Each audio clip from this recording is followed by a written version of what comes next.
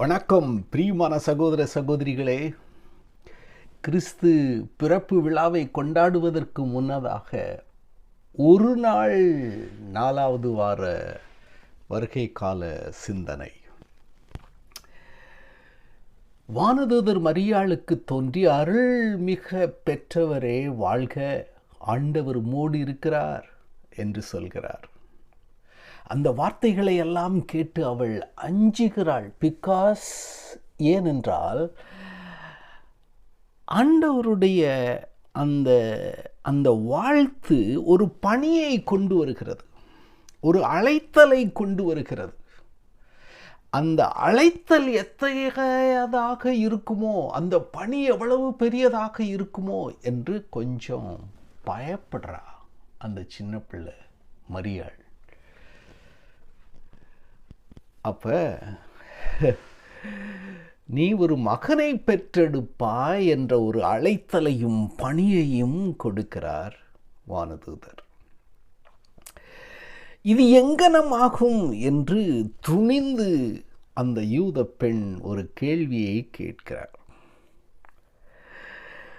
அவரும் அவருக்கு பதில் சொல்கிறார். தூய ஆவி உன் மீது நிழலிடுவார், பிறக்கும் குழந்தை கடவுளுடைய மகனிடப்படும், அவர் தாவீதின் அரியணையில் ஏறுவார், அவரது ஆட்சிக்கு முடிவே இராது. அப்ப மரியாளுக்கு விளக்கம் கொஞ்சம் கிடைச்சிருக்கு. இருந்தாலும் வானதூதர் ஒரு அடையாளத்தையும் கொடுக்கிறார். எலிசபெத் மலடியாய் இருந்த அவள் இப்பொழுது 6வது மாதம் அப்படின்ன உடனே, மலடிக்கே குழந்தையா, கன்னிக்கு ஏன் குழந்தை உருவாகக்கூடாது என்ற ஒரு சின்ன நம்பிக்கையில் அந்த அம்மா உமது சித்தப்படி ஆகட்டும் அப்படிங்கிறார். ஓகே, உமது விருப்பப்படி ஆகட்டும்.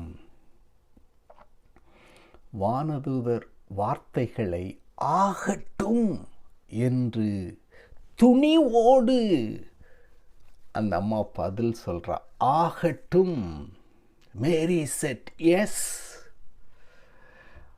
ஆகையினால பிரியமான சகோதர சகோதரிகளே, எல்லாரையும் ஆண்டவர் அழைக்கிறார், எல்லாருக்கும் பணி கொடுக்கிறார். அந்த பணியும் அழைத்தலையும் நான் கேட்டு ஆகட்டும், yes to you Lord, yes என்று சொல்ல துணிவை கேட்கின்ற வாரம்தான் இந்த வாரம். மரியாளுடைய அந்த ஆகட்டும் என்ற வார்த்தை ஒரு புனிதமான ஒரு வார்த்தை, ஒரு கள்ளம் கபடமற்ற ஒரு வார்த்தை. ஆகட்டும் என்று சொல்கிறார். 16 வயசு இருக்கும். ஒரு பெரிய பணி, கடவுளுடைய மகனை பெற்றெடுப்பது, வளர்த்தெடுப்பது, இந்த உலகத்திற்கே மீட்பை கொண்டு வரக்கூடியவரை பாதுகாப்பது. அதற்கு அவர் ஆகட்டும், சின்ன வயசுலே செய்வேன், ஆகட்டும் அப்படிங்கிறார். இது நம்ம நினச்சி கூட பார்க்க முடியாது. அந்த ஆகட்டும் அப்படின்னா அதுக்கு பின்னாடி எவ்வளவு கஷ்டம் இருக்கும், எவ்வளவு வெறுப்பு இருக்கும், எவ்வளவு தனிமை இருக்கும். இதெல்லாம் யோசிக்காமலே பதில் சொல்கிறா அப்படின்னு உள்ளத்தில் இருத்தி ஆழ்ந்து தியானித்து தான் அதை சொல்கிறா. ஆகட்டும். அந்த ஆகட்டும் என்ற ஒரு வார்த்தை ஒரு நாளுக்காக மட்டுமல்ல, வாழ்நாள் முழுவதற்காக. It is a process. தொடர்ந்து ஆகட்டும் ஆகட்டும் ஆகட்டும் நான் சொல்லிக்கிட்டே இருக்கணும். இந்த ஆகட்டும் நம்முடைய வாழ்க்கையையே அசைக்கும். ஒரு சில நேரத்தில் அப்படியே திகிலூட்டும் வாழ்க்கையை. அப்படிப்பட்ட நிகழ்ச்சிகளெல்லாம் நடக்கும். எப்படிப்பட்ட ஒரு நிகழ்ச்சி? பிறக்க இடம் இல்லை, பெத்த பிறகு குழந்தைய கொல்ல தேடுறாங்க. இதெல்லாம் நடக்கும். அதுக்கெல்லாம் சேர்த்து தான் ஆகட்டும் அப்படின்றா, துணிஞ்சு ஆகட்டும் அப்படிங்கிறா. கல்யாணமே முடிக்கலை, மன ஒப்பந்தம் தான் ஆயிருக்குது. அதுக்குள்ளே யோசேப்பு விவாகரத்தை பற்றி தனியாக பேச ஆரம்பிக்கிறாரு. கலட்டி விட்டுறலாம் அப்படிலாம் நினைக்கிறாரு. இதெல்லாம் வரும் அப்படின்னு நினச்சி தான் அதுக்கு ஆகட்டும் அப்படின்னு சொல்கிறா. நிறைய மனித சக்திக்கு அப்பாற்பட்ட ஒரு நிகழ்ச்சிகளெல்லாம் நடக்கப் போகிறது. ஒரு கன்னி கருத்தாங்க போகிறாள். அந்த கன்னி கருத்தாங்க போகிறாள். மனிதனால் முடியாது, இது இப்படிப்பட்ட ஒரு காரியம் நடக்கப் போகிறது என்பதை நினைத்து அதற்கு ஆகட்டும், நடக்கும் அப்படிங்கிறார். பிறகு கடவுளே உன்னுடைய உடலுக்குள் நுழைய போகிறார். கடவுளுடைய மகன் உன்னுடைய உதரத்தில் ஆலயம் அமைக்கப் போகிறார் அப்படின்னு உடனே, அப்படியா, அதுக்குத்தான் அவ ஆகட்டும் அப்படின்னு சொல்றார். கடவுள் என்னை சந்திக்க வரட்டும், ஆகட்டும் அப்படிங்கிறார். பிறகு ஒரு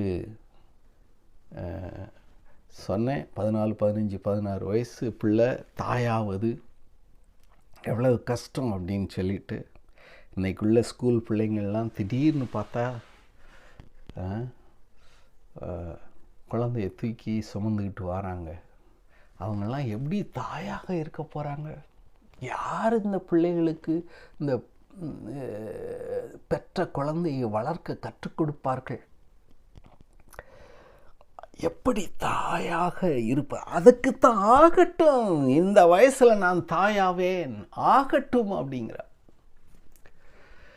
பிறகு நிறைய வசதியின்மை, 80 மைல் நடக்கணும். எங்கே? நாசரேத்தூர்லேருந்து பெத்லஹேமுக்கு. அந்த நிறை கற்பனையாக இருக்கும் பொழுது, அது எவ்வளவு தூரமாக இருக்கட்டும் நடப்பேன் அப்படின்னு சொல்லிட்டு அவள் கற்பம் அந்த அந்த வார்த்தையை கேட்டு குழந்தை உதரத்தில் இருக்கும் பொழுதே துள்ளி குளித்து மலை நாடுகளை எல்லாம் கடந்து சென்றவள் அல்லவா. அதனால் யோசேப்பு கூப்பிட்றார், பெத்லஹேமுக்கு போய் நம்ம மக்கள் தொகை கணக்கில் சேர்த்துட்டு வருவோம் அப்படின்னு சொல்லிட்டு போகிறா. அதுக்கெல்லாம் சேர்த்து தான் ஆகட்டும் அப்படின்னு சொல்கிறா.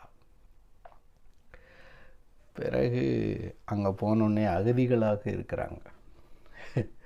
விடுதியில் இடமில்லை, வீட்டில் இடமில்லை, மக்கள் மனதில் இடமில்லை, விருந்தோம்பல் இல்லை.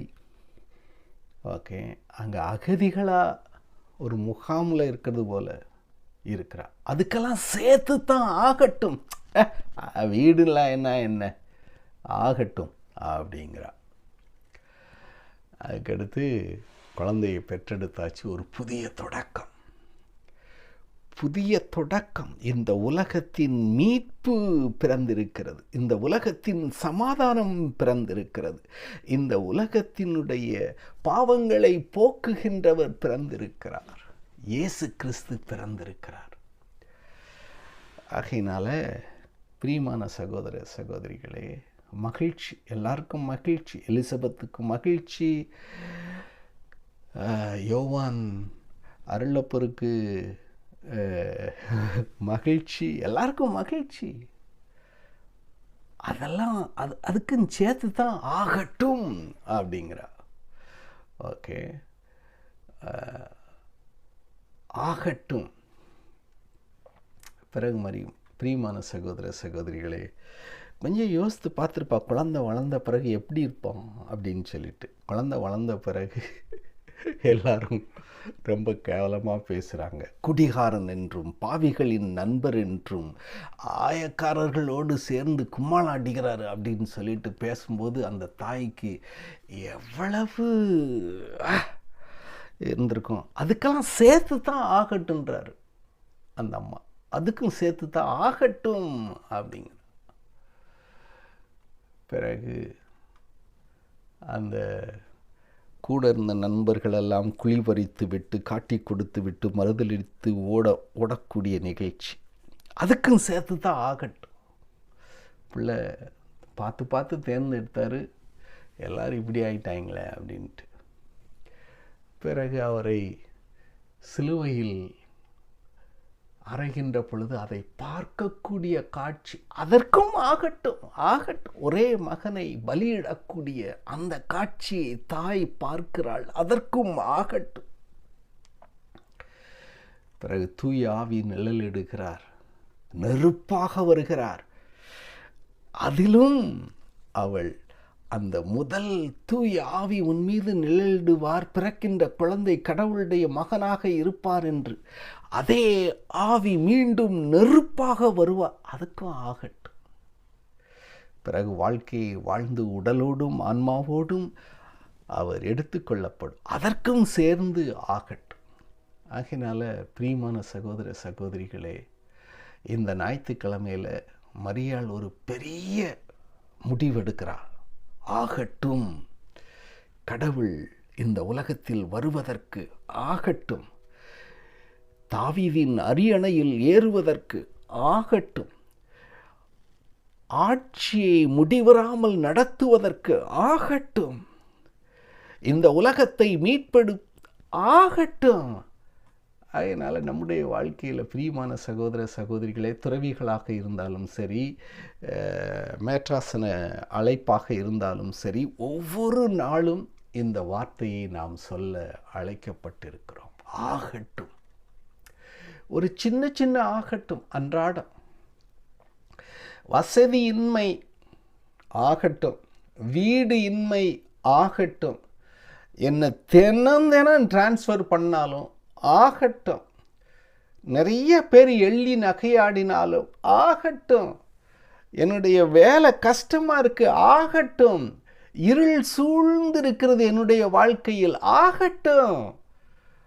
ஆனால் அந்த ஆகட்டும் உங்களுக்கு தூய ஆவியை புதுமையாக பொழிந்து வல்லமையை கொடுத்து, மரியாள் எவ்வாறு அந்த இளம் வயதில் துணிந்து ஆகட்டும் என்று சொன்னாலோ, அதே போல உங்களுக்கும் துணிவை தந்து இந்த வரக்கூடிய கிறிஸ்து பிறப்பு விழாவை, வாரும் ஆண்டவரே வாரும் மாரானாத்தா, என்னுடைய வாழ்க்கையில் நான் சந்திக்கக்கூடிய நிகழ்ச்சிகளுக்கு உமது தாயை போல ஆகட்டும் என்று பதிலை சொல்ல துணிவை தாரும்.